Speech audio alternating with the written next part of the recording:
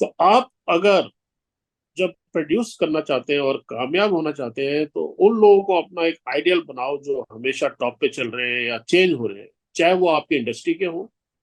आपकी इंडस्ट्री के हो तो बहुत ही बढ़िया है, अगर आपकी इंडस्ट्री के नहीं है दूसरी इंडस्ट्री से भी टॉपर को लेना, माइंड में आइडल बना के उसका विचार करके अपने आप को मार्केटिंग करनी है और अपने आप को बिजनेस में सेट करना है। अपने को देखो, अभी पैसा कमाने का है ना, तो जब एक ही जगह पे अपन टिके रहेंगे ना, और तो पैसा आएगा। लेकिन बंदर की तरफ अपन गुलवाटी मारेंगे ना, तो पैसा नहीं आएगा। तो जो लोग भी सेमिनार अटेंड किए थे उन्होंने खुद हमें घर पे लंच पे या डिनर पे बुलाया और कहा कि आप पर्सनल एडवाइस दीजिए कि हम कैसे करें, क्योंकि हम सेमिनार में तो पूछ नहीं सकते हैं। अगर हम सफलता की बात करते हैं तो सफलता के लिए जो पहली शर्त है वो है आपके मन का विश्वास।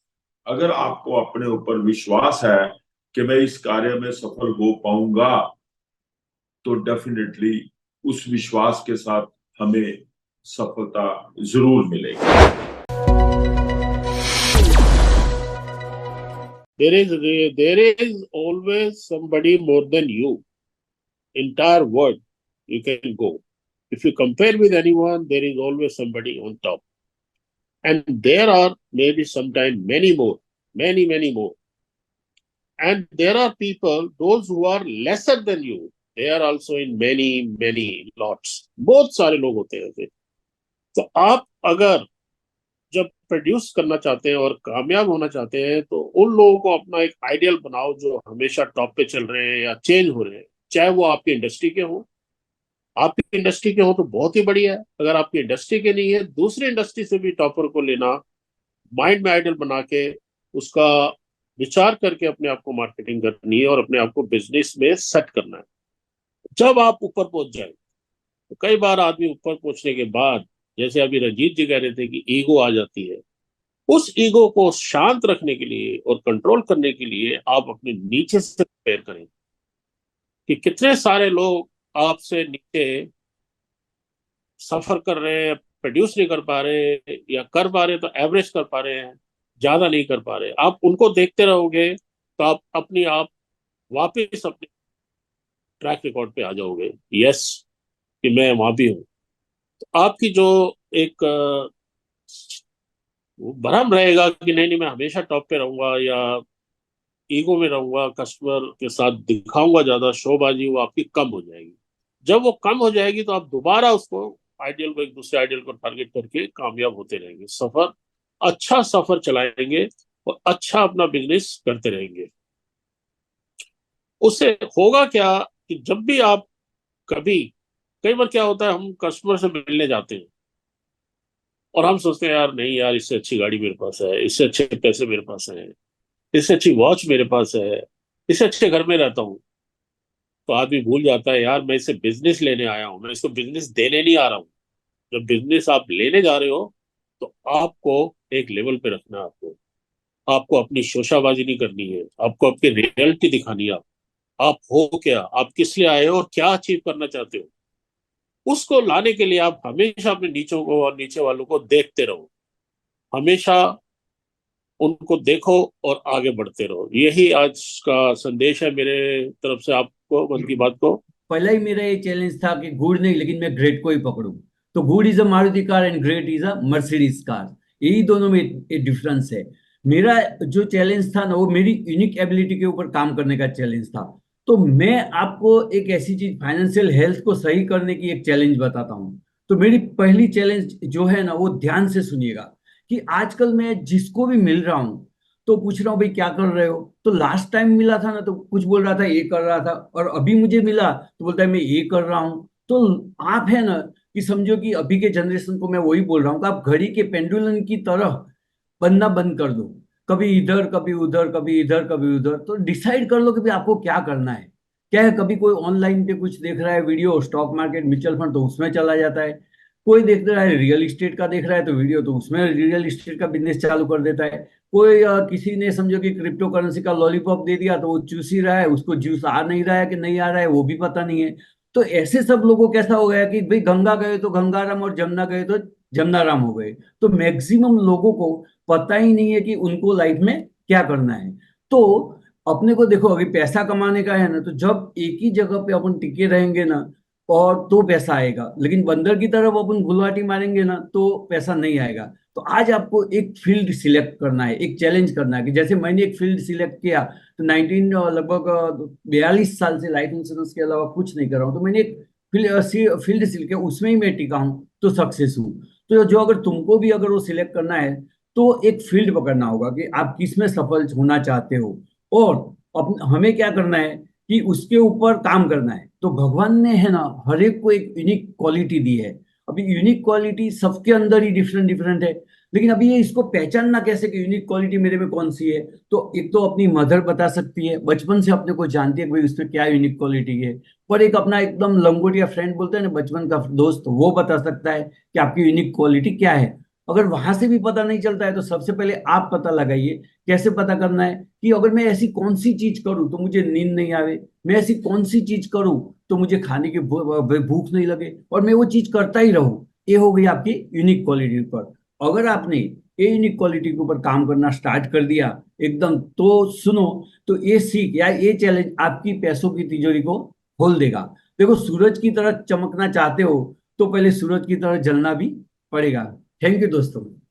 जो आज मैंने चैलेंज लिया है अपनी मन की बात में रंजित जी, वो है कि इंटरनेशनल आईआईपी करने का। मैं इंडिया में तो हर सिटीज में, बहुत सारे शहरों में 500 से ज्यादा हमने इन्वेस्टर अवेयरनेस प्रोग्राम्स किए हैं, क्योंकि ये हमारा हमेशा से फर्स्ट लव रहा है। और हम जानते हैं कि इसी का जो पावर है वो लोगों को फाइनेंशियल इंक्लूजन में ला सकता है। बट हमने फर्स्ट टाइम 2 साल पहले बेल्जियम जाके वहाँ पे आईआईपी करने का निर्णय लिया कि हम इंटरनेशनल कैसे अपना प्रेजेंस कर सकते हैं। तो हमारे कुछ क्लाइंट्स थे, और बहुत चैलेंज आ रही थी, क्योंकि इंटरनेशनल मार्केट बिल्कुल अलग है, आपको वहाँ के रेगुलेशंस पता नहीं है। तो हमने हमारे क्लाइंट्स से पूछे, जो हमारे डायमंड इंडस्ट्री के क्लाइंट्स हैं, एंटवर्प बेल्जियम डायमंड के लिए फेमस है। तो हमने उनकी मदद से, उनके जो रिलेटिव्स फ्रेंड सर्कल है वहाँ पे करीबन 50 to 60 पीपल है, तो उनके लिए हम कैसे सेमिनार करें। और उन्होंने हमें उसके लिए बहुत हेल्प किया। तो हम यहाँ से हम अपने खर्चों पे हम बेल्जियम गए। वहाँ पे 2 हमने आईआईपी रखे, 30-30 लोगों के लिए। पूरा इंटरनेशनल क्राउड है, तो सोचिए उनकी एक्सपेक्टेशन बिल्कुल अलग है। उनके क्वेश्चंस अलग होते हैं, उनकी रिक्वायरमेंट्स अलग होती है। तो हमें वो सब होमवर्क करके जाना पड़ा। और हम जब गए तो लोगों को इतना अच्छा हमारा सेशन लगा कि काफी खुश हो गए। फिर उसके बाद रंजीत जी, हम 10 दिन बेल्जियम में थे, तो जो लोग भी सेमिनार अटेंड किए थे उन्होंने खुद हमें घर पे लंच पे या डिनर पे बुलाया, और कहा कि आप पर्सनल एडवाइस दीजिए कि हम कैसे करें, क्योंकि हम सेमिनार में तो पूछ नहीं सकते हैं। तो तो बहुत बेहतरीन एक्सपीरियंस रहा। मैं आपको कुछ फोटोज दिखाना चाहता हूँ, ताकि जस्ट उसका जो जो वो ट्रिप था उसका आपको आइडिया लगे कि कैसे गया है। तो या सर ये देखिए, ये बेल्जियम में हमने मीटिंग्स की थी, मतलब ये बेल्जियम में Ethica wealth, art of wealth creation की हमने मीटिंग्स की थी। अ, ये हमारा बोर्ड रेडिसन होटल वहाँ पे हमने बुक करके किया था। ये 30 लोगों के लिए फर्स्ट सेशन था, उनके लिए हमने सुबह प्लान किया था। तो काफी अच्छा सेशन गया, 2.5 घंटे का सेशन था, लोगों को बहुत अच्छा लगा। तो ये तो एक फर्स्ट सेशन था। फिर दूसरा सेशन हमने एक और किया जो सेकंड हाफ में था, वो ये सेशन रहा था सेकंड हाफ में। तो इतना अच्छा लगा कि, और उसके बाद लोगों ने, जैसे मैंने आपको बताया कि लोगों ने अपने घरों पे बुलाया। और मजे की बात क्या है Ranjit ji, the best part about this whole thing was कि हमें एक और मौका मिला तीसरा सेमिनार करने का, जो हमारे प्लान में नहीं था। बट वहाँ की एक कंपनी, इंडियन कंपनी है, उनको पता चला कि हम आ रहे हैं। तो उन्होंने कहा कि सर आप हमारे ऑफिस आके हमारे टीम के लिए आप सेमिनार ले सकते हैं। तो उनके कॉन्फ्रेंस रूम में हम रात को 2.5 घंटा ने वहाँ पे सेमिनार लिया उनका, एंटवर्प में, रात को 8-9 बजे। और उनके पूरे ग्रुप के एम्प्लॉयज को हमने, जो की एम्प्लॉयज है उनको हमने पूरा समझाया कि ये प्रोसेस क्या होता है। तो ये काफी फुलफिलिंग एक्सपीरियंस रहा है, आप देख सकते हैं। तो तो कहने का मतलब ये है कि anything is possible if we plan. अगर हम उसके लिए प्लान करें, और वो एक रखें, हिम्मत रखें कि हम कर सकते हैं, कॉन्फिडेंस हो, I think everything is possible. So this is what I wanted to share. वो जुनून और वो पैशन होना चाहिए, and then God will do anything to make sure that you get successful there. Thank you. मैं एक बात कहना चाहता हूं कि अगर आप किसी चैलेंज को सफल होने के लिए एक्सेप्ट करते हैं, तो उस सफल होने के लिए, उस चैलेंज के लिए जो हमें चीजों का ध्यान रखना चाहिए, आज मेरा फोकस उसी के ऊपर रहेगा कि चैलेंज को एक्सेप्ट करने के बाद सफलता के नियम क्या है। सबसे पहली बात जो ये है कि अगर हम सफलता की बात करते हैं तो सफलता के लिए जो पहली शर्त है वो है आपके मन का विश्वास। अगर आपको अपने ऊपर विश्वास है कि मैं इस कार्य में सफल हो पाऊंगा तो डेफिनेटली उस विश्वास के साथ हमें सफलता जरूर मिलेगी।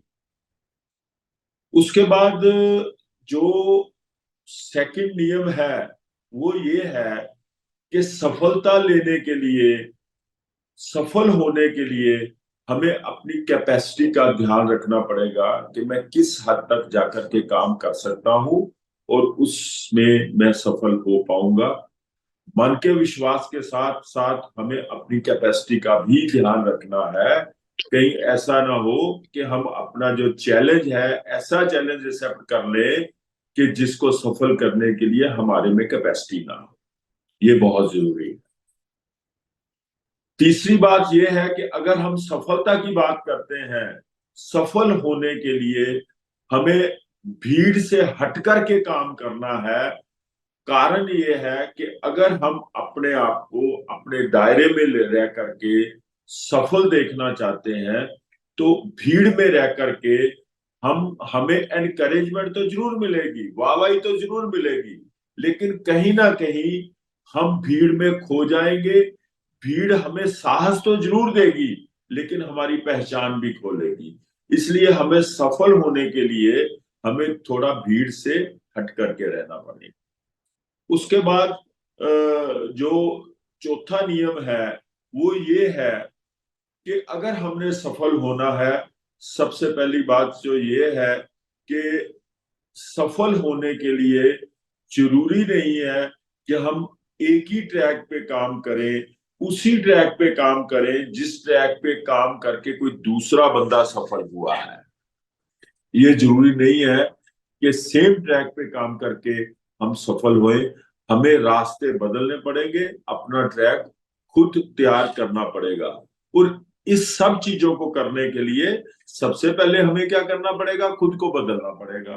अगर हम खुद को बदलेंगे अपनी सफलता के लिए तभी हम नया रास्ता चूज कर सकते हैं।